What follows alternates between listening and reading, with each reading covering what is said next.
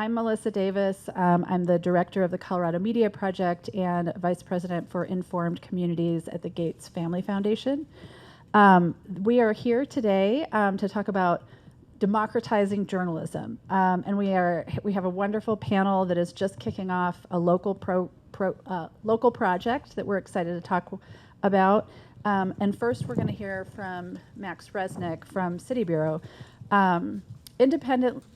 The topic of this is transparency, democracy, and civic engagement. Independent, nonpartisan coverage of public meetings is an important part of local news gathering that underpins government transparency and civic engagement. But with fewer reporters on the beat, covering City Hall and county commissions, local school boards, and water boards, and other civic bodies, those decisions are often made with fewer people watching. Pardon me. In this session, we're going to hear about two projects, one national and one Colorado grown, that are pushing back with citizen-powered, independent, nonpartisan coverage of public meetings. First up, we'll hear from Max Resnick, who leads the Documenters Network for City Bureau, which is a nonprofit civic engagement organization based in Chicago, that was recently awarded a $10 million Stronger Democracy Award to help expand and support its Documenters Network model and resources to serve rural communities, news deserts, and underserved communities across the U.S. Max is going to share lessons from City Bureau and talk about building a network for grassroots participatory media and why designing a program with equity and expanded civic access is a North Star that has been key to Documenters' success. Then we'll have an open conversation, and we hope you all participate because it's a brainstorming a bit about a project that we are preparing to launch in Larimer County that involves the League of Women Voters, and we have Sonia Ketting here with us representing the League. Open Media Foundation, we have Tony Shawcross representing them. Colorado Freedom of Information Coalition, Jeff Roberts is not here with us today, but is part of the design team. And CSU's Center for Public Deliberation, and we have Martine Carcassonne, am I saying that right? Carcassonne, with us here today, and local news outlets, we hope, in northern Colorado. I'm also honored to just announce that last week the League's Observer Pilot Project was awarded a startup grant from Gates Family Foundation. So we're excited to note that the project partners in Larimer County are keenly interested in developing a program that could work for other communities, with other community partners, and in newsrooms in other parts of the state. So they'll be looking for your questions, participation, and good thinking. Later in the session, in a working group that Max is facilitating later today to workshop ideas and help make the pilot project the best it can be. So it's my deep pleasure to introduce Max Resnick. Hey, thank you. Hey everybody, thanks for being here with all of us. I'm going to share a little bit of information about City Bureau, the Documenters Network, and then we'll get right into our conversation. So I'm the Documenters Network Manager at City Bureau, and going to share a little bit about how we're building a national, people-powered civic journalism network with a focus on how data influences our equity work. Problem, local government bodies hold thousands of public meetings every single day, and the vast majority are receiving no media coverage and produce minimal record. With gaps in that reliable local information, informed civic participation is limited. It's hard to know where and how you as a member of a community can get involved if there's limited coverage of those opportunities. And that disengagement allows for increased corruption, polarization, and mistrust. We think of journalism skills as civic skills. And the way that Documenters is organized and designed is to share the power that historically has been held by journalists with members of the community who want to get more involved, want to learn how local civics works, and where their friends, their family, members of their neighborhood can get involved to make things happen in their communities. So City Bureau is Chicago-based, and it was founded in response to the way that media has worked historically. Think about singular narratives, marginalized communities in the south and west sides of that city, media that's exclusive, that's extractive, and the goal was to try and reimagine the way that community members interact with journalism and vice versa to create representative and collaborative media. And the thing that undergirds, all of the work that we do is we're working towards this future in which all people are equipped with the tools and the knowledge to affect change in their community. That's why we do what we do. And we have three main programs at City Bureau that we do this work under. Our Public Newsroom series, which is an encouraging space for dialogue and learning between community members and grassroots leaders, thinkers, and journalists. Our paid Civic Reporting Fellowship program, which is an opportunity for emerging journalists and residency program for folks who are dedicated to committing acts of community-based journalism, and then documenters, so a network of people who are trained and paid to hold local government accountable. Documenters are citizens, they're civic actors, creators, and collaborators representing a broad base of intergenerational diverse communities, and our work is a participatory response to public disengagement and distrust, like I'd mentioned earlier. And we say equip because we want to move beyond this idea that sharing and generating information is solely the role of credentialed journalists, or that the work stops when people have been engaged. We want to be able to equip people to generate power within their communities and use the skills of journalism for that. So what is Documenters? Documenters is a searchable database of public agencies, meetings, and local decisions that are being made, and it's a civic side hustle. It's a paid opportunity for community members to develop skills and contribute to the news gathering process. It's a collaborative community. It's places where folks can gather from across the city to share their collective civic knowledge and power, and then publish content. So civic news products like our Newswire, which feature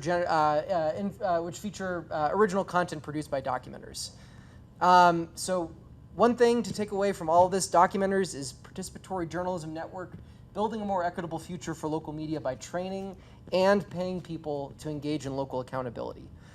And who are the Documenters? Documenters are, range in age from 13, 14 up into the 80s. They're folks like Tila Patterson in Cleveland, who developed a project called Healing Spaces, which started out as a Documenters project focused on environmental justice, or Sonia Stuckey in Detroit, who conceptualized the Detroit Voter Guide, which has been published in partnership with Metro Times, with WDET, and a number of local media partners. Or Sam Jordan in Chicago, who applied for and won a $1.5 million community grant based on some of the work that she'd been doing as a documenter. We get a question a lot about what happens with all the reporting that Documenters produce. And we built this website, documenters.org, to make it easier to discover all of the latest local government reporting from hundreds of documenters every day across the network. And we also publish things like newsletters, curated ways for community members to track what's going on in their communities, that go out to dedicated audiences of newsrooms, organizers, educators, government employees, documenters, and general members of the public. And we also develop projects like the Open Government Report Card, which applied an accountability framework and a grade to 100 government agencies in Chicago. And we create public tools like the Shy Billbot, which takes on-demand tweet requests and tracks local legislation to give people real-time updates on local bills and policy. Documenters is designed to be cooperative and collaborative. Everything that people are producing is made available through Creative Commons. It's open source, and it's intended to be built and remixed upon and shared with multiple local news organizations and other civic organizations. The work transcends traditional silos and competition and supplements and supports civic journalism and philanthropic work in communities and in regions. And the work has led to all sorts of innovative local reporting projects and collaborative civic work in each of the cities that it exists in. And we wanted to talk a little bit today about where data plays in. So every local documenter site gets access to customized data about everything from the zip codes where their documenters are applying from, the amount that they're paying out to local community members, disaggregated by race, and each of these data points is designed according to the way that City Bureau categorizes our impact in the work that we do. 12 outcomes that fall into the categories of civic knowledge, generative relationships, information economy skills, and information systems resilience. So far more than clicks or ad souls or legislation passed, this data helps paint a picture of the work that City Bureau and our partners does and where we want to go with it. And so currently we have 4 sites that are up and running in Chicago, Detroit, Cleveland, and Minneapolis, and 3 more that are just getting started right now in Atlanta, Fresno, and Omaha. And like Melissa had mentioned, we received the $10 million Stronger Democracy Award to build this work across the country. So we're thinking not only about how this fits and works in cities, but also in rural areas and suburban areas, and how to tie together statewide networks of collaborative reporting. So without further ado, I'll join this panel and we can talk a little bit about what the Observer Corps is planning here in Colorado. Thanks. I'll bring this down, I guess, too. Or should I give this to you? Yeah, just this is fine. Thanks. Yep. Sorry. It's all good. All right. I'll trade you this for this. All right. Cool. Thank you. Thanks, Max. It's really inspiring to hear all the stuff that you're doing, not only in Chicago, but working with partners across the country. And we're really excited that Max has come in alongside this group of Colorado leaders to really think about what they might want to build in Larimer County. So I would like to start off with, just one moment, let me get my notes. I would love to start with Sonia. Observer Corps is not a new, as I mentioned before, Sonia is with the League of Women Voters. She is a volunteer and a completely engaged and amazing woman and professional in her own right. Observer Corps is not a new program for the League of Women Voters, but the way that you're thinking about it for the pilot project in Larimer County is quite different. Can you just back up a little bit and share a bit about how the League even got into this conversation about this program in particular, and also their news access and news literacy? How did that all come to be? What do you hope to accomplish, and what would success look like in a year? You can take more than 2 minutes on this, Sonia, because that's a lot. Thanks so much for everything, Melissa. It's been a great ride and the biggest one yet to come. So the League of Women Voters is a legacy organization dating back to 1920. Probably most of you have heard of us. There's a lot of grassroots component to League, and this is what I particularly love about it, is the 3 levels. There's national, there's state, there's local. So when you have an idea as a person, something that League could be doing, there is space for that. Overall, people know League as supporting democracy. Making democracy work is our big slogan of the moment, and it includes voting rights and improving elections, campaign finance reform, redistricting. I went to the national convention this year, though, and was like, wait a minute, making democracy work, and there's nothing about journalism. So I have background in my career as a journalist, and I'm always interested in that. It's like, well, this is just not right, because we're all about voter education. And if journalism, if the bottom's falling out, there's a problem, and where's League on this? We don't have the positions and the gravitas to help elevate what is a significant piece for voters. So we started to think about this, and some of us locally elevated all the way to Colorado's League, where we had them add news access and literacy to the program agenda. So we're not just talking about redistricting, we're also talking about journalism now and how this affects voters.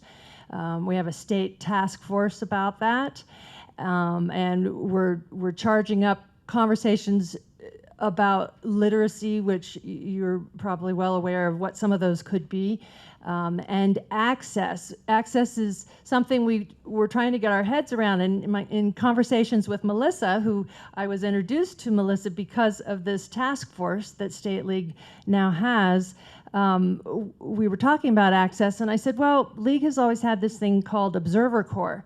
And it means that a League member, one of the ways they might want to participate is to show up to a meeting, your city council or whatever it could be.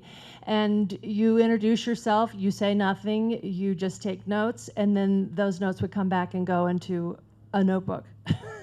And so a lot of people sort of ricocheted off of that. Or if they did it long enough, they ended up running for city council, and then they couldn't do it anymore because they're no longer, unbiased. So it was it was ever present and a little diminished because it just hadn't been, fluffed up for modern times. And I was like, well, wouldn't it be neat if we had observers who actually their message went somewhere, that it was shareable? Would this help journalists? Could it help news deserts? Could we play a role as League? And of course, that was, bells went off, and and then I was introduced to Tony, who through Open Media Foundation, well, we have that platform. We can deliver this for you. The website, we can do this. And so we've just been off to the races, and we're really excited about it. Let's see what else I can tell you as background.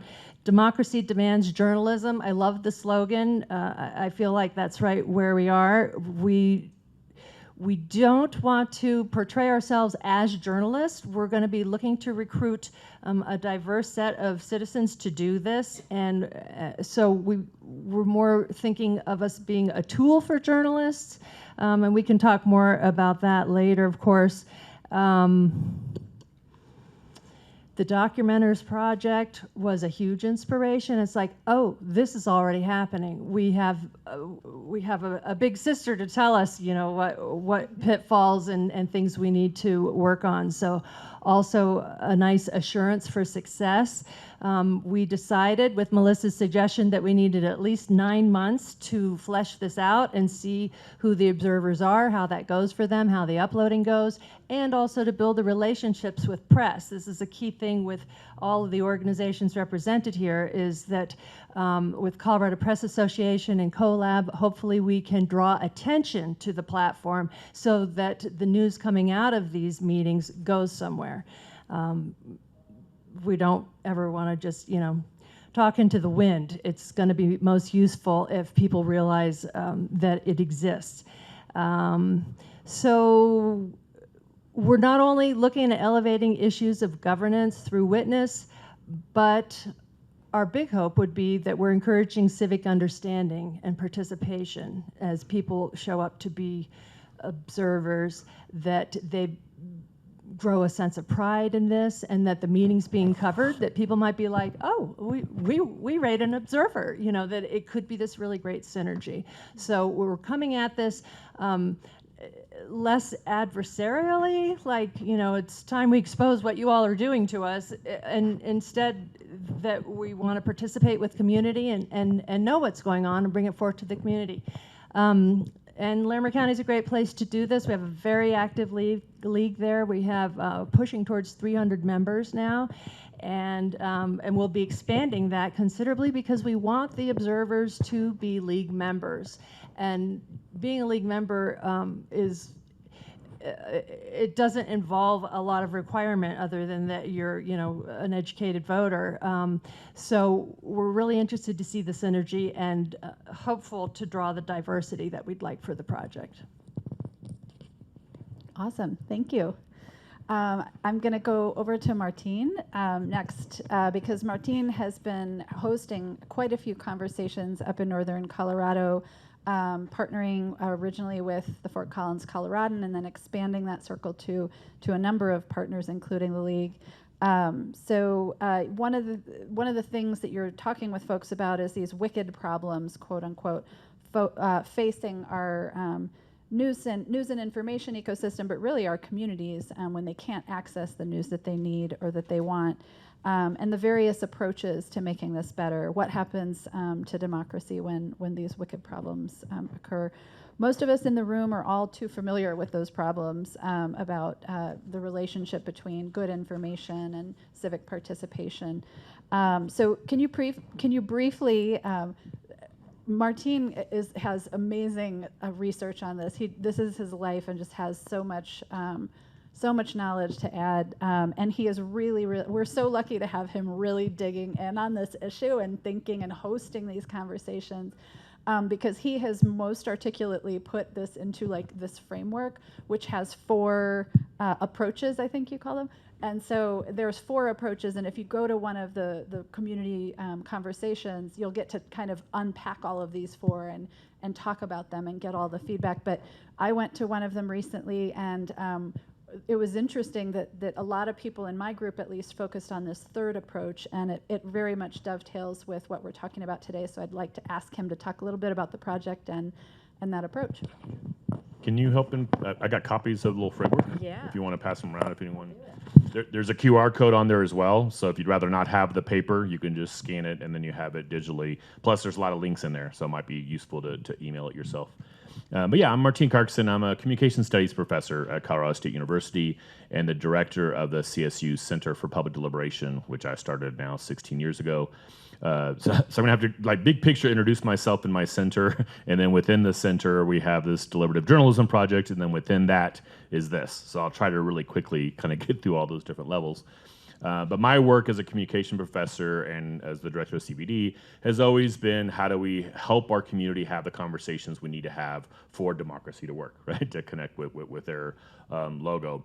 So a lot of my work is kind of conflict resolution, framing. How, as an impartial facilitator, do you frame issues? I run a lot of meetings that look a lot like this, that 100 people show up. And instead of 100 people listening to experts or 100 people walking up to the microphone, I have trained students through courses that I teach that are trained as small group facilitators. So then every table can have 2 of my students in a specifically designed process to help people have a much deeper conversation of our most difficult shared problems or wicked problems, which I won't get into that because that will take 10 minutes to explain on its own. But generally, a lot of my work is based in social psychology and brain science, that we're unfortunately not wired to have these tough conversations.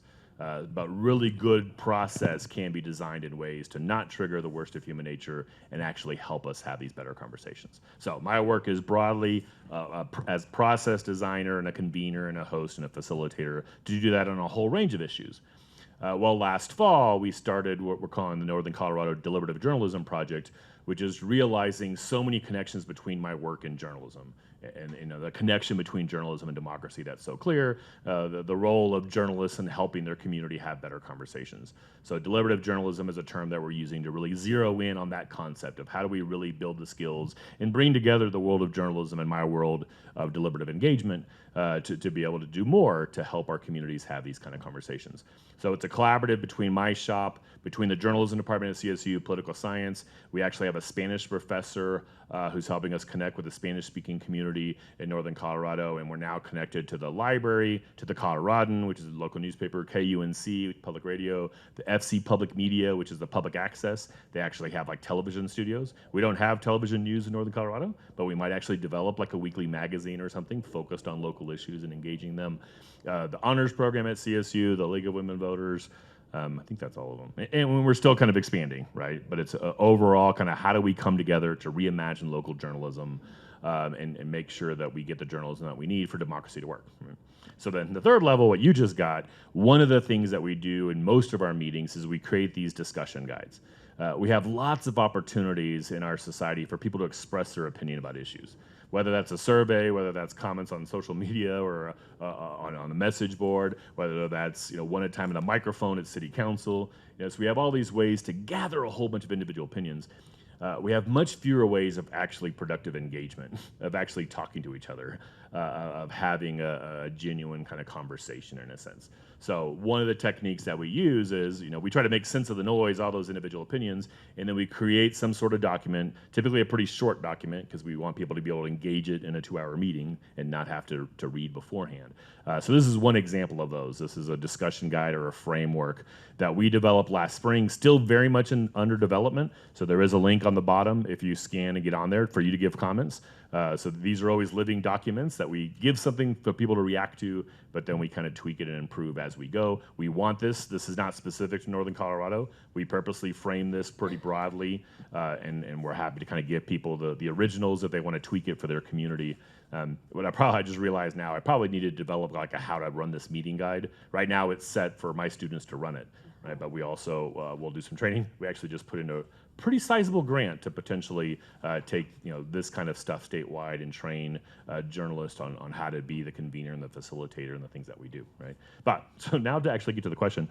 So one of the frameworks that we use, this is a National Issues Forum framework of you ask a pretty broad question, what should we do about X, this problem we all concerned about, and then you provide at least 3 or 4 approaches. And the approaches aren't choices. We're not picking. We're not voting. But it's more to ensure a full conversation. And there's also recognition that there's no magic bullet. There's no simple solution to this problem that, hey, if we just find this solution and implement it, we fix journalism and democracy. They all inherently have trade-offs, right? So they do some things well and other things that they don't. So the design of this meeting is typically about a 2-hour meeting. We'd spend about 20 minutes on each approach, read that one page, and then just talk about it, right? What do you like here? What do you want to push back on? What's missing? And we've run several of these already, primarily on Zoom. We're opening to kind of running more kind of as we go. But the 4 approaches that were asked, if you get a chance to look at it, the first approach is like the civic education one. Like, how do we actually prep people from K-12? Help them understand the social psychology and brain science, right? Or how our brains are wired, how, media literacy, digital literacy, all those things. How do we produce our residents so from the beginning they understand the importance of local journalism and quality journalism and distinctions between quality journalism and journalism that's just telling you what you want to hear. So that's one approach. The second approach is really, how journalists had to kind of reinvent themselves and explore new forms of journalism. There's a whole bunch of adjective journalisms out there. I added a new one with deliberative journalism. I didn't add it. Some people already use it, but dialogic journalism or constructive journalism or citizen-centered solutions journalism. You used another one, participatory journalism, right? So there's a lot of things out there of how do journalists kind of adjust to this new world in a way and try to compete against national news and against partisan news. The third approach, which is the one really kind of relevant here, is to expand who's responsible for journalism. So this is the collaborative journalism. This is how do we, as newsrooms are losing staff, how do communities step up? So this is one obviously example. Your shop is obviously another example. We have a dedicated advanced reporting class in our journalism department now that all those students, all their projects are going to be focused on local and supporting the project. So we're getting students, so how do we think broadly about all the ways communities could step up and be a part of helping journalism? The trade-off there is we don't want to replace professional journalism, so we want to help them, right? So those interesting tensions to explore. And then the last one is more about reinventing the financial model overall. How do we think of local journalism as a public good, not just as a commercial service, or so how do we think, how do we fund that? There's a lot of interesting, innovative ideas out there, but how do we, convince communities that journalism has to be something that we all support, not just something that a business might kind of take and kind of run with, right? So I'll stop there. I threw a whole bunch out. Great, thanks, Martine. I want to move now to Tony with the Open Media Foundation. Do you have a presentation or something? Yeah, maybe. Okay. So Tony is the founder and executive director of Open Media Foundation, and among many things that OMF does, one of the things that they've done is develop some software that's designed to help increase transparency. I also want to kind of mention, that while he's getting set up, this idea of quote unquote saving journalism, I think that we all know and kind of deep in our hearts agree that it's not necessarily about just saving, an industry or a profession. I mean, we're really talking about how do we continue to have good, solid, fact-based information that we can use as a platform to make good decisions about policies that affect our families and communities and neighborhoods. And so when we say, if you're thinking to yourself, like, I don't really care about saving, newsrooms or the Post, we're really talking about that civic good and the things that are very critical to being able to participate and to live in the world, live in a democracy that is pluralistic and serves the needs of the people who live here. So, so with that, I think you're set up, yeah? Yeah. Okay. Okay, great. So I wanted to ask Tony, he's developed some software that is really cool. It's being used in places all over the, to record and transcribe public meetings all over the place, and he's going to be able to show us a little bit about it and talk a little bit about how it plays into this particular project. Yeah, thanks. I was thinking when you were saying that, there are people who don't believe media needs to be saved, but they're not at this conference. No, no, I mean, we do need to save local journalism. Yeah. Just to be clear, that's Yeah. not what I was saying. No, I was just saying, yeah, But- we're all on board with Yeah. Yeah. saving local journalism at Yeah. this conference. Yeah. So about 10 years ago, Open Media Foundation built some software for the Colorado State Legislature to help them launch kind of like a C-SPAN. Someone give me like a topic that they would follow in local state government. Great. So so this software just allows you. It's mainly working through YouTube's APIs. So it's not really. It's mainly our friends at Google that are doing the majority of the work. Why isn't that working? Live demos, you know? There we go. Okay, so it'll show you now every time that housing, actually there's a bad one because it's confusing House of Representatives, but that anytime housing comes up as an agenda item, or anytime it's even just spoken in the meeting. So we'll just go, those are all House bills again. We picked the worst. We picked the worst. Water. Thank you. Yeah, we could do affordable housing. I'll do water real quick. So, so the software again was built for the Colorado State Legislature, and then yeah, either agenda items or just if it's spoken in the meeting. I'm just going to pull this just to. Established to prevent injury to water rights or decree conditional water rights. You get the idea. That's the computer speaking in that one. So then a few years later, we built a free version of this software for small government. So this is the town of Platteville. We'll just do water or housing, or we'll do water here too.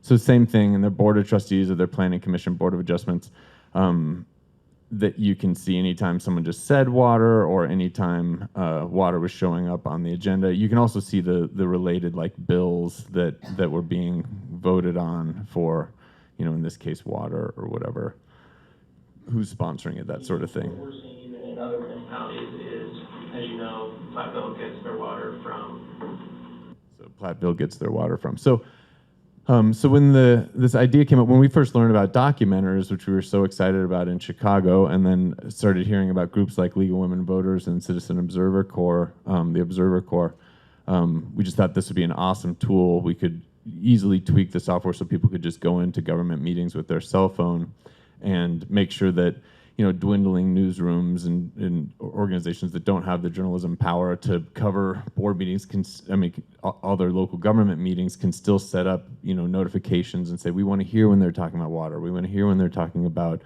whatever issue they want to follow. And so, so we were really excited to support the Observer Corps program, which, sorry, now we're calling CCOPP. What are we calling it? The Observer Pilot Project. Yeah, the Observer Pilot Project. And we're also, Alfonso set us up with League of Women Voters in Alabama, right? They're also using the software, having citizens use it instead of governments themselves use it. One other tool that we were happy to bring and contribute to the project is we offer a hiring service to help small media organizations that don't have a big HR department spread their job opportunities much wider so that we can get more people of color and more diverse applicants applying to jobs, to just try and diversify media and journalism newsrooms in Colorado. We've hired over 60 people into positions through that program, but we've had over 10,000 people apply for jobs through that program. So we have a great little database of people looking for work in media and journalism, and allows us to like look in specific neighborhoods and see who's working in what neighborhood and what skill sets they bring.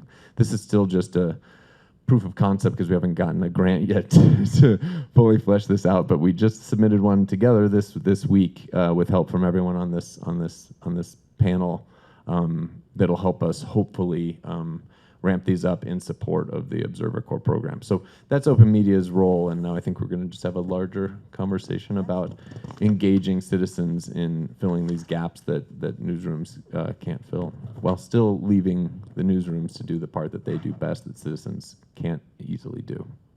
Yeah, great. And as Tony said, I want to open it up. We're a small group, and so I'm going to give you a minute to think about your questions. Because I would love to take some questions from the audience next. Okay, we've already got one. Good. I think this is probably the best question for the League of Women Voters. My name is Margot. I'm a professor at American University in Washington, D.C. And I wonder, there's a part of me, increasingly I always get asked about how journalism needs to tell its story, or journalism in society. And increasingly I think there's a part of me that thinks if you've reached adulthood without understanding the First Amendment or the importance of journalism in society, it becomes harder maybe to place it in, maybe you're swayed by some of the enemy of the people arguments. So I just wonder if there's been any movement or motion at the League or in other civic organizations to talk more about a return to civics and social studies education in K-12 that might be able to help in other ways, help our citizens know and understand more about the importance of a free press in society? Colorado just 2 years ago passed a news literacy bill. This is the closest that comes to mind here. And it's a place for educators in public schools to look for, to build into their curriculum things for youth to help them understand news literacy and civics. I'm hearing that it sometimes comes in through the English department rather than the civics, but we were in support of that. League was behind that, and yeah, we have a lot of work to do so that children just grow up knowing that journalism is significant and they should be tuning into it. But some will always not be reached. League sometimes has events at public libraries, Civics 101, because you have new people coming in, immigrants, like if we can refresh, everyone can refresh, and we enjoy doing that, but the people that show up at the public library are also a certain ilk. So I think being a leaguer, in part, you understand that when election time comes around, your friends are going to be like, hey, what about this one? I mean, a lot of people are just like, la, la, la, and then election time comes, and then League has candidate forums and also ballot presentations. I've done some of these. So a neighborhood community or Elks Club or someone will invite you to come out and summarize what's on the ballot and what those in favor would say and those against would say. And League never, takes a position. We're all neutral on that, and we just describe the issues as they appear on the ballot. That's how we try to bring it to people who aren't paying enough attention to get a grasp on the ballot for whatever reason, because we've all been there. So.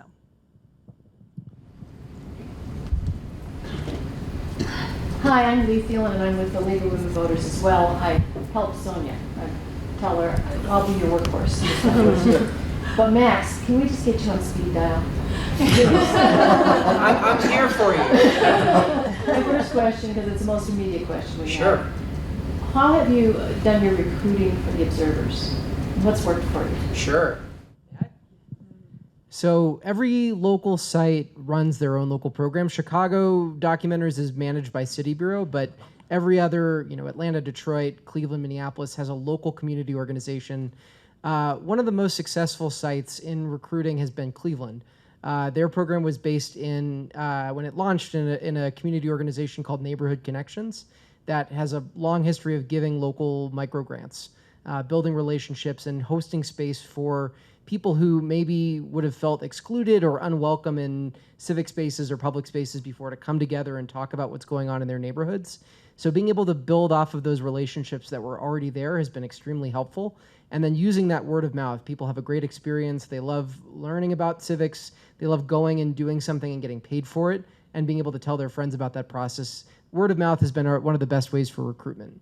And then each of the local sites also, when we talk about data as well, and I think this goes to Margot's question too, we're looking at areas where there's less active voter registration, where people are less engaged in that specific moment of time, that voting moment, and work with community organizations, with high schools, with community colleges, folks who have relationships built already in those areas, and bring people in and say, look, this is not just another excuse to get you to show up to the vote at that one day, but this is something holistically that you can do year-round that contributes to not only your understanding of how local government works, but how other members of your community do as well.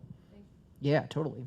While you have the mic, can you just talk a little bit more about the training? I mean, I don't know how extensive it is. Is it an all-day thing? Or? Sure. So most documenters, their first training is intended to be about an hour and a half or so, and it's supposed to be just enough where people feel comfortable to take that first assignment, and then they're part of a community of practice. There's more seasoned documenters, people who've been doing it for months and months, and others who are brand new but are bringing their curiosity. And part of being a member of the community is having that space to be able to talk about why are we following Robert's Rules of Orders? Why, for example, are we using all these funky acronyms? Why are these meetings held during business hours? All of these kinds of key questions that prevent people normally from being able to participate. There's space with the staff, with the other documenters locally, with local journalists, and then also with the network to be able to talk about what differences exist across communities. What people don't always have access to, but one of the things that we're so excited to be building is this opportunity to know what is different about the way that local government works in Minneapolis, in Chicago, in Cleveland, or just even across different neighborhoods within your city. So having that space to be a member of something, to know that there are people who are also curious and love geeking out about this stuff, or just care about bike lanes, or want to know what's going on with water policy, that there's space to be able to dig into that. But at the basics, it's, what are your rights as a member of the public at these meetings? What is libel? What is slander? What you should be thinking about as you're taking these notes, and how to best put together your first assignment so that when you're coming back for advice or for writing critique or having a space to talk about what does it mean to go from this curiosity to becoming a freelancer, to be to publishing or pitching local publications, that there's space to have that relationship. Do you have any data on how successful these your program has been, and have you had, so you engage the community, but then they get passive when it gets to going to a city council meeting, or they don't understand. This is for League of Women Voters or for documenters? For me.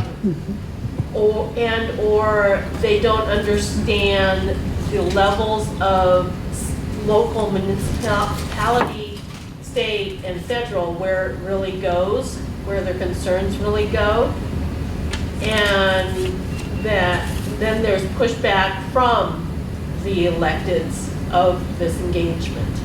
So could you say that again as a question? So do you have data of the success? Have you encountered any pushback? Have you encountered any barriers? Sure.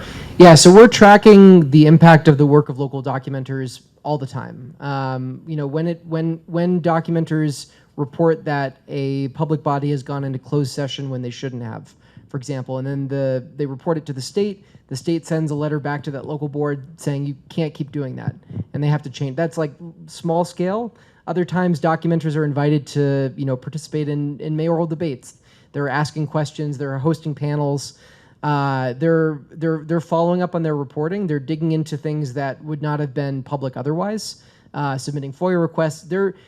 The measures of success are multifold. They're the individual learning goals for documenters.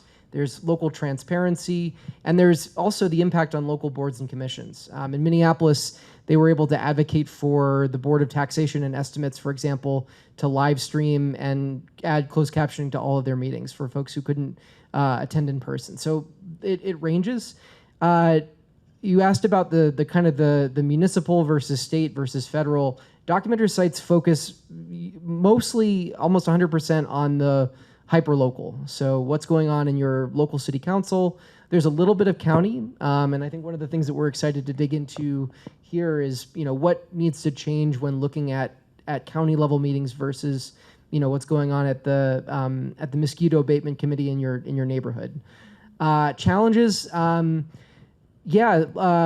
elected officials, when they're not used to having people show up, can be a little bit antagonistic sometimes, but each documenter is trained to say that I'm here as a member of the public. This is within my rights. And if they're kicked out or if there's limits to their ability to participate and take notes, then we'll often, like, one of the first things that a local program will do, we'll just put that agency on blast. Write an article saying, this is the Open Meetings Act. These are the violations that we've been noticing so far. What are you going to do about it? And it's, we try to be friendly in the beginning and, make sure that people have a chance to update their policy. But if they're not willing to follow the law around Open Meetings Acts, then we have no choice but to make sure that they are called out for it. And that's a good reminder of why the Colorado Freedom of Information Coalition is so interested in this project too, because increasing transparency, it benefits all of us. And so, yeah, that's great. We also have a full-time Freedom of Information lawyer that is here among us too. So.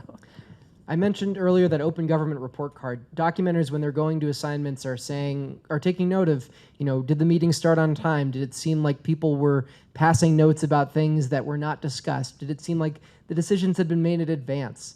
All of those things we're taking notes on so that if there's a regular agency or official who's skirting around the law, then there's data to be able to back that up. We're creating data where there wasn't data before.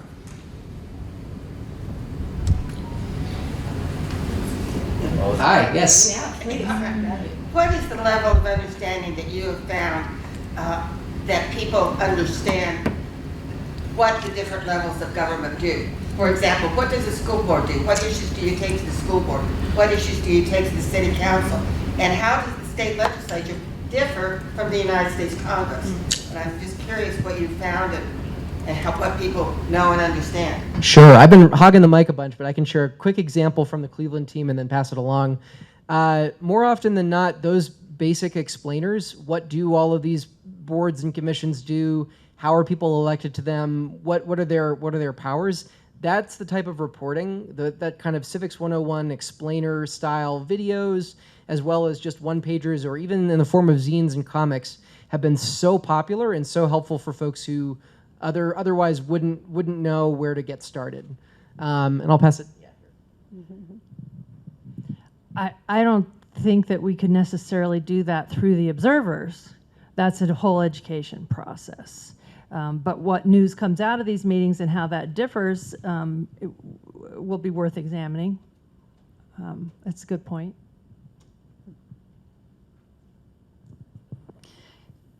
Yeah, I would just mention too, Polly Baca, thank you for your question. Polly's on the board of the Colorado News Collaborative, and one of the projects I think that they're working on this season has to do with just election kind of 101, and I know that a lot of the newsrooms are thinking about how they can produce some of that really just informative information that sometimes they would just assume people know and skirt over. So, Polly, do you want to? One of my frustrations has been that what I've noticed is that so many people don't understand how their government works, and what the difference is with the different levels of government, or how they personally can influence those different levels. And that's what I find most frustrating about the lack of knowledge of our democracy. Yeah, and I would just add too, Sonia mentioned the media literacy bill that passed two sessions ago. I believe it was either that session or the session before they passed a civics education bill too. So theoretically, all of our K-12 students are supposed to be getting some civics education and some media literacy education. I know my middle schooler is getting some media literacy education right now. But I think, again, that's an opportunity for our newsrooms and for our civic groups to partner with schools, because these are unfunded mandates for the schools. They're often looking for curriculum or people who can come in and talk about these things to their students and make it real for them. So just thinking and planting that seed as well. I could. Oh, sure. Of course. It could be said that these meetings, in a trajectory where in a, say, a news story, it's reported out that at a certain meeting, something happened that has now changed, where the bike trail is going to go or something. People might start to recognize that there even are these meetings, because Lee's done the homework to see that in Larimer County alone, there's 100 meetings we could attend. Like, who would guess that we had that many? We have all of these commissions, and people are talking about arts and, public property, all this stuff. And so maybe just by seeing that, people will be like, here's where I'll take my problem. I'm going to go to this small thing. That's a hope. I think I saw a question from Jan. Yeah, Jan Brennan with Philanthropy Colorado. I was just reflecting, as you guys are talking there, the civic mission of skills lays out a framework that would be applicable to other things, but that talks about civic knowledge, civic skills, and civic disposition. So it's certainly important to know what federalism is, or, right, and those kinds of things, but that doesn't tell you anything about how to get on the school board meeting, right? That's a civic skills, and none of it matters if you don't think it matters, right? If you don't have a disposition to believe in it. So, I think that's a really cool opportunity to sort of highlight applied civic learning, so people really, you can take a lot of classes and it won't tell you anything about how the system works or how to work the system. Yeah. Yeah, I mean, one of the first building blocks to any sort of deliberation process is people need to have an understanding of how things work and where they can make an impact on things. So when when we're recruiting documenters, we're not asking people to write articles or to produce a podcast or make a video. It's all you need to do is just show up, find out what's going on at this meeting, take some notes, come back and we'll talk about it. And that's the welcome entry point, so that when it does come time to talk about, all right, what are these models or methods or pathways we might go down as a city or a community, we have that knowledge in hand. I think you had a question. Yeah, hi. My name is Mallory. I'm a public librarian in Weld County, so librarian. Your work is really interesting to me. I'm curious about if there's a component of your work, or if you're hopeful for the documenters or observers to actually run for their local boards, or if that's something you've considered. And then my other question has to do with sort of the public library's role, and if you see partnership there, definitely with, I think, media literacy and sort of filling in the gaps of education, but if there's other ways that you see libraries helping this work. Do you want to go first, Sonia? Larimer League is involved with our library, and they allow us there often for meetings on various things, candidate forums, and like I mentioned, the Civics 101. And so I guess we're proud that we've done that, but Weld County has a league, and I don't know if that relationship exists. So there's great opportunity for the library for content. We help fill their calendar, as long as we're staying nonpartisan. The library loves us, and it kind of goes both ways. We want to share a thing, and maybe the library has something, and we'll say, well, Lee, could you do something on news literacy? And we'd be happy to do that. So taking that level up, I think maybe the National Library Association, it could be something that would be promoted. Maybe we could make those ends connect a little better across the nation. I'm curious, if you don't mind me asking you a question, do you have any thoughts or ideas, as a librarian, about how you might be involved in a project like this? Sure. Well, I think part of the reason I'm here at this conference is because I'm really interested in sort of the changing media landscape. We do have a lot of patrons who are, I guess, maybe sort of missing the beat. And so our role is to, show them appropriate sources and steer them away from misinformation and disinformation. And so it's just becoming more and more relevant, I guess, for us. So part of the back and forth, I guess, is that I've presented at conferences about, next level news literacy and learning about astroturfing and washing and all those things, but trying to just figure out how to do that more and with more partnerships. Like, our professions are really siblings in the sort of fight for access and all of that, and so I'm more curious about it. I guess I don't have firm ideas, but I think there's more of like an interplay and a back and forth that can happen. And even like in schools, I know plenty of librarians who would want to come to schools and do a presentation like I've done before. And so why that's not necessarily happening is sort of a conundrum to me as well. And so I'm just curious about learning more overall, I think. I'll just mention, That's I mentioned earlier the coalition that we've developed, the Poudre River Library District is part of that. We actually have a big event at the library next Wednesday, which will be our first kind of in-person event tied to that. And there's a lot of overlap between what I do as a deliberative engagement kind of person with journalism, and libraries I think have the same mission. I know one thing I worked on, if you don't know about it, American Library Association has a Libraries Transforming Communities program.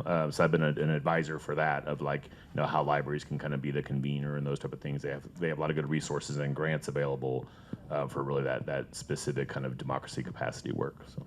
I think as we're talking about sort of the national level of the American Library Association and the municipal level, we're in library land, we're also encountering like book bans and school boards and our own administrative boards, and feeling a little bit like we have a certain value set that sometimes our boards are not reflecting, and kind of fighting that fight as well. And so that was why my question was, are you hoping to encourage people to run for local boards through this work and encourage that diversity and so on? So, but yeah, thanks for mentioning that.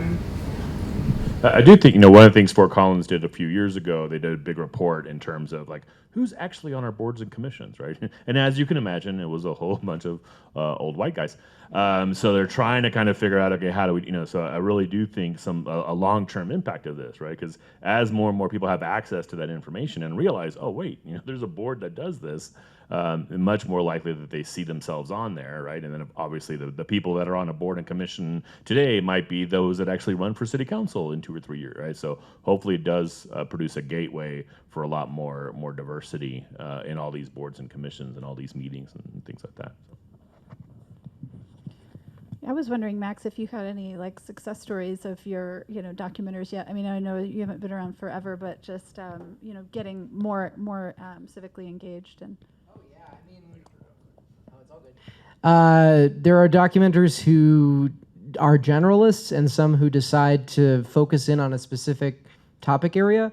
And usually it's the ones who get deep in, whether it's the mental health board committees or water, for example, that they'll be asked to come and join eventually, which is great. Like, we love it when documenters who, maybe a year before would never have thought of themselves running for office are now, serving their communities. That rocks. We want to see more of that. Yeah. Awesome. Any other questions from the audience? I think this is kind of a question, or at least to kind of get it out there. Because our collaboration obviously is tied to Coloradan is one of our partners. It's the local Gannett paper and other type of things. So to what degree have a lot of these documenters, are you seeing the news outlets, the newsrooms actually using as a resource and those type of things? I don't know of any examples. Yeah, so one of my favorites is the system that they've set up in the Detroit Documenters program, where not only do they have a freelancer network where documenters, after they've skilled up a little bit and gotten to really dig and understand how local systems work, are working with reporters and editors at the Free Press, which is their legacy print paper, WDET, local public radio, and then a number of local startup nonprofit digital outlets as well. Documenters, when they're recording what's happening, there's a section on every set of notes that asks, what did you notice? What are you curious about? What would you want to know more about? And it's those curiosities that end up being the best sources for, explainers, deep dives, follow-up investigative reporting, additional data that would be needed. And it's that curiosity that comes from their experience, and the gap between their experience and what's being discussed or debated or decided on in these local public meetings. That gap is where the best journalism happens. So good. And yeah, so one documenter in Greater Chicago ended up starting her own news outlet. So like, people are killing it. Yeah. Cool. This is a question both for Martina and for Max, and that is, we have great hopes that we will be able to engage some of your journalism students. And have you had good success with students? Oh yeah. And do you think we'll be able to recruit some of your students? Yeah, and some of my students, there's two separate things here, right? So I've got the facilitation students that I train, and then the journalism department that they're training journalists, and obviously there's some overlap. But yeah, a lot of that, my program that I started, and now we're expanding it with the journalism classes. For us, it's this great win-win, right? Students are learning a great skill set that's very useful to them at the same time of providing increased capacity to their community. So ways of figuring out how to do that and do that training and probably, because we're training them on how to do that, so then having League of Women Voters in that training potentially as we figure out what are all the skill sets that we need to build to be able to do this well. One thing to keep an eye out for is journalism students tend to be demographically wider and weller off than the cities and towns that they're a part of. So let's think through community colleges and other areas that we can be recruiting from that are a little bit more representative of the demographics of the area. Good idea, thank you. Yeah. That's why we're excited to have the partnership with the Spanish professor, right? Because she actually, I just came from the last one about reaching out to the Latino audience. So she teaches interpretation and translation classes, right? So then we're trying to tap into those students. So hopefully, you'll be hiring them, right? That we're producing students that are bilingual, that can do interpretation, that can do translation, but also can do facilitation, will have journalism skills, So those are going to be critical. I think they're going to be highly sought after in the community as we try to figure out how to do all these things well. Max, could you go a little bit deeper into that particular issue? I was just wondering, you guys are kind of explicitly, creating this documenters program about opening up these meetings and opening up access to civic engagement to a more diverse group and actually recruiting. And I know that's an aspiration and an intent for this group as well. So what opportunities, challenges, or caveats should the Colorado team be thinking about when it comes to recruiting, retaining, and supporting diverse observers? Yeah, so on the recruitment side, I think being really intentional with the data and the demographics of the region, looking at the folks who are already part of your network and looking into who's not present or reflected currently is really, really important. And I think the person that you hire to manage the local program is going to be really important in this as well for the retention side of things, making sure that folks feel welcome, like they have a community that is not only a space where they can show up and get paid to do some work, but is actually a space where they can come and work through complicated local civics issues. So we'll talk. We can share a little bit about how that's worked in other cities as well. Recruitment, retention, and then what did I say? Recruiting, retaining, and supporting. And supporting, yeah. Documenters, because of their, they range in age and skill levels, and I think being really explicit from the start that it is a learning community and it's not just for journalists, but it's a place where you can work on your writing skills, your research skills, that it does have some workforce training development. I mean, I think this overlaps a lot with what Tony's building too, is, making sure that people know that this is a space of learning and that everyone is welcome and that, there is support available for you as you're developing those skills. Is a great way to make sure that people, as they're coming in with a wide variety of skill levels and interests, that they know that there's a space for them. Yeah. I have a follow-up question for Tony, if you don't mind. Tony and OMF used to, are very involved in public access and creating content and supporting content creators. Just are there lessons that you've learned through all that and kind of what folks need to be able to do stuff like this? Yeah, I was thinking about the public access thing with the library question too. I've always, especially with libraries like Anythink, which happens in Chicago, also in Denver, they're getting more and more into equipping citizens to make media of whatever kind. And I do think that with this declining capacity of local journalism that and this rise in citizen journalism, whether you call it journalism or not, citizen media, I think we just obviously are still in this transition phase where we need to really embrace citizens doing what they can, and hopefully journalism also focusing on things that citizens don't do. When I watch so much mainstream media that I watch is really just like regurgitating stuff that I see in my social media, whereas those journalists could be doing the kind of things that get done with projects that you guys are supporting. So open media is all about citizen journalism and citizen media and getting clear on that niche and the value add and where that really adds to civic discourse and adds to a functioning democracy. because there's so much that citizens can do, and then there's so much that we need journalists and other aspects of the Fourth Estate for. So I don't know if that's a good answer to your question, but yeah, we're definitely still working on trying to figure that out, and I do think libraries could play a huge part in that, and organizations that just have their fingers in the community, organizations that are really engaged with grassroots community members.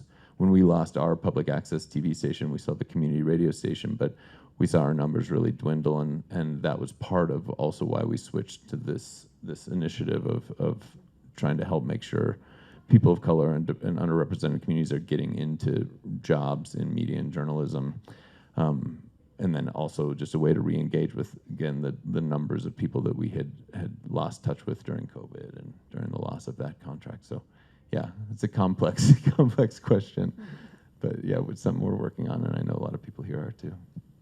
Yeah, awesome. One more question. Any final thoughts? I'll ask for one final thought for the panelists, if there's no more questions. What is your biggest hope and your biggest concern about the project? And for Max, since you're, you talk broadly about your own network. Sure. Well, the thing that I'm most excited about here with the Larimer project is, we've never done documenters in rural communities before. So being able to really go beyond the city limits and say, where are people, we talk about news and information deserts and media deserts, but how are people actually able to get the information about what's happening in their communities? And using that as the basis for where we're putting a lot of effort, I think at the beginning is, I'm really excited to learn with you all as you're having those conversations. And concern, we are growing in a pretty rapid way right now, and I want to always make sure that we're not expanding too quickly so that program staff, documenters, media partners, others are not being served with the work that's being done, and people are feeling stretched too thin. That's my main concern always. Yeah, one thing I wanted to say that I think kind of gets to my hopes, goes back to a little bit what you were talking about earlier in terms of, the focus of the work isn't necessarily saving journalism, right? And the way I came to it, my focus is on how to get communities to work and how to get democracy to work. And one of my big arguments is, what communities need is these impartial resources, these bridging institutions that help us have these good conversations. So I kind of came to journalism, I'm like, wait a second, so hopefully, again, it's another win-win that by helping journalism kind of play this role, it's fulfilling a huge need in our community. And so I hope, and you see that in the introduction of my document, right now there's kind of a dual crisis, but it could also kind of be, we can turn that around, right? Because as we help one, it helps the other, and we can turn a negative feedback loop into a positive feedback loop. So that's certainly my hope to kind of build that. My concern, which I touched on a little bit, right? There is this Paula Ellis, journalism, I don't know if she's a professor or practitioner. Her book News for Us, which came out last year, is something that kind of helped spark the work that I did. I've been connected with her a lot. She does a nice job in that book of kind of talking about this spectrum from professional journalists to volunteer, right? And a whole bunch of things in the middle. And I do recognize part of that danger of we can't make journalism a volunteer thing fully, right? And you have stipends, and there's an equity issue there, right? So figuring that way of, okay, how do we bring in volunteers and bring in students and so forth, but not doing that to even further undermine journalism being a profession and a career, so I think there's some interesting things there to figure out, but certainly excited to jump in there and deal with some of those tensions. Pay people to do the work. Well, it probably goes without saying that I have a lot of concerns on the front side of a project like this, but I have a lot of trust that with the great partners that we have that we are going to be successful.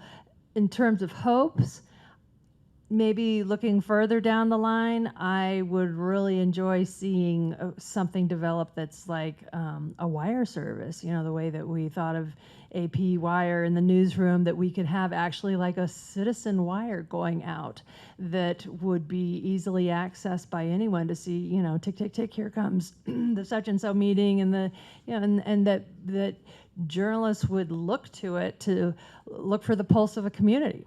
That would be a dream. For me, the concern is the same concern I've had for like 20 years, that I think media and government can end up just being used as another tool to expand the discrepancy, expand inequity between wealthy and poor. And I feel like especially like our national media, especially our national government, I had no interest in being involved with government. I got into this work because I was a filmmaker and a musician, just getting into that side of media.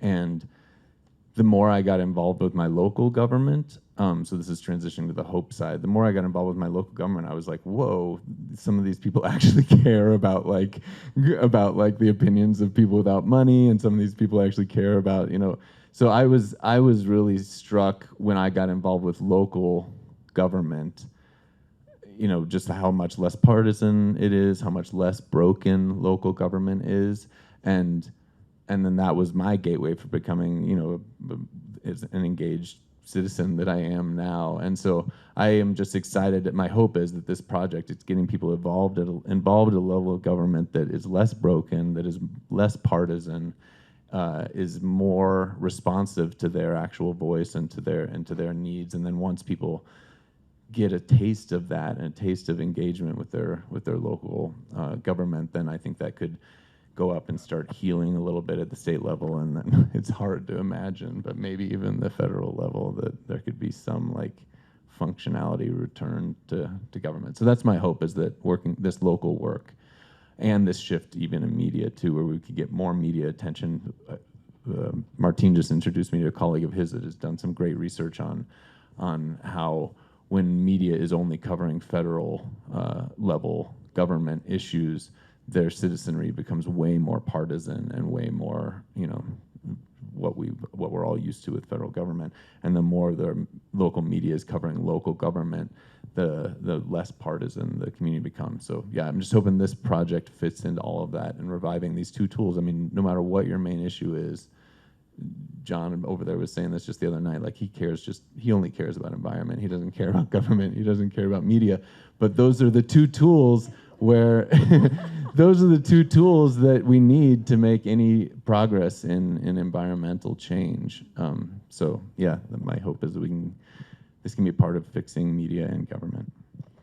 That is a really powerful thing to end on. Less broken, less partisan, more responsive, local is where it's at. So I'm really excited about this project and really honored to be able to share it with the rest of these folks.